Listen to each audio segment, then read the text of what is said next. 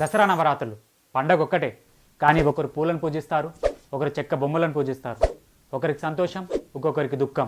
మన తెలంగాణలో పూలను పూజిస్తూ బతుకమ్మలా పేర్చి 9 రోజుల పాటు ఆడుతూ పాడుతూ సంతోషంగా గౌరమ్మను పూజిస్తాం. అటు తమిళనాడులో చెక్క బొమ్మని లేదా మట్టి బొమ్మల్ని మెట్ల మీద పెట్టి ఒక్కో మెట్టికి ఒక్కో కథ చెప్తూ బొమ్మల కొలువుగా జరుపుకుంటారు.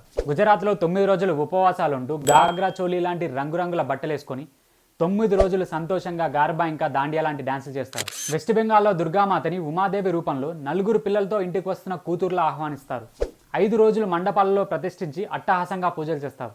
చివరికి నిమజ్జనం చేసే సమయంలో తల్లిని వదిలి వెళ్తున్న పిల్లల్లా ఏడుస్తారు. కర్ణాటకలో మైసూర్ ప్యాలెస్ని వేలాది బల్బులతో అలంకరించి మైసూర్ దసరాగా జరుపుకుంటే, కేరళలో సరస్వతి మాతను పూజిస్తూ చిన్న పిల్లలకి అక్షరాభ్యాసం చేయిస్తారు. హిమాచల్లో స్థానిక దేవతలని రఘునాథ్ టెంపుల్కి ఊరేగింపుగా తీసుకొచ్చి కుల్లు దసరాగా జరుపుకుంటే, నార్త్ ఇండియాలో కొన్ని స్టేట్స్లో చిన్నపిల్లల్ని దుర్గామాతగా పూజిస్తూ కంజక్ పూజ చేస్తారు. దేశం ఒక్కటే, పండగ ఒక్కటే, పూజలు అందుకునే దేవత ఒక్కరే, కానీ పూజించే విధానాలేను.